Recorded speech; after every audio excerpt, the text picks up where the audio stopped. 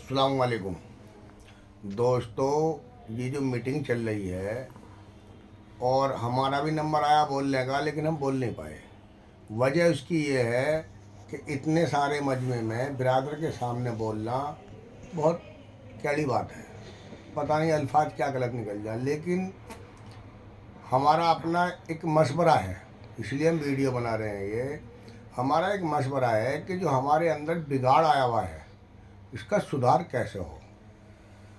सब ने अपने अपने मशवरे दिए और माशाल्लाह सभी के मशवरे अपनी अपनी जगह सही है, क्योंकि हर किसी से नहीं बोला जाता।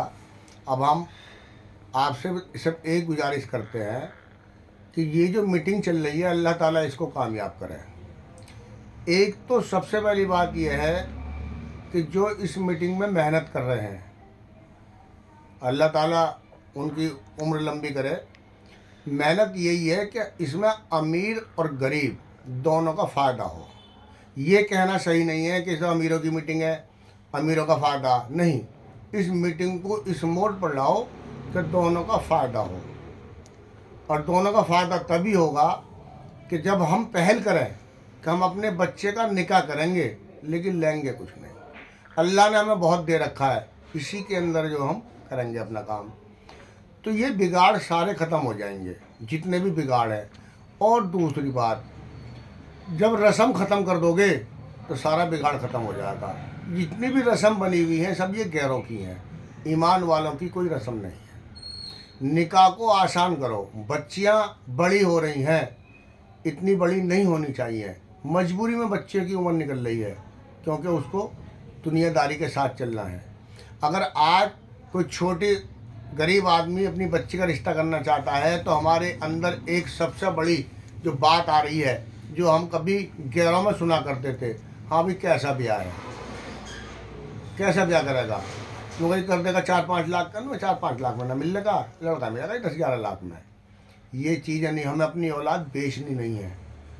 जब अल्लाह ताला ने मुझे दे रखा है तो मैं अपने बच्चे के लिए, तो उसके लिए एक शरीक हयात लेके आ रहा हूँ जो खुश रहे। बल्कि मैंने बिजनेस कर ली। ये बिजनेस नहीं होनी चाहिए हमारे अंदर। हमारे अंदर वो हो जो अल्लाह ताला, अल्लाह के नबी ने हमें जो बताया है रास्ता, उस रास्ते पर चलें। दूसरी बात, मैं किसी के लिए नहीं कह रहा, मैं अपने आप के लिए कह रहा हूँ कि मैं अपनी ज़िंदगी पे ये गौर करूँ कि मैं दीन के बारे में कितना जानता हूँ। सिर्फ़ और सिर्फ अपने लिए, अपने बारे में सोचूं। मैं हाजी हूँ, नमाजी हूँ, क्या मुझे सही नमाज याद है, क्या मेरे सूरतें याद हैं, क्या मेरे पे जब हम जमात में गए पहली बार तो सबसे पहले, और अभी भी एक ही होता है कि हर ईमान वाले को इतना इल्म होना चाहिए हराम और हलाल की पहचान हो जाए।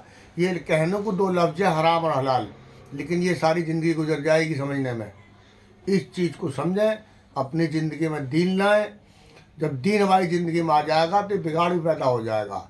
अपने आलिमों से मालूम करें क्या लड़की के निकाह के अंदर खाना जो हम खाते हैं वो सही है या गलत है, ये पहले मालूम करें हम।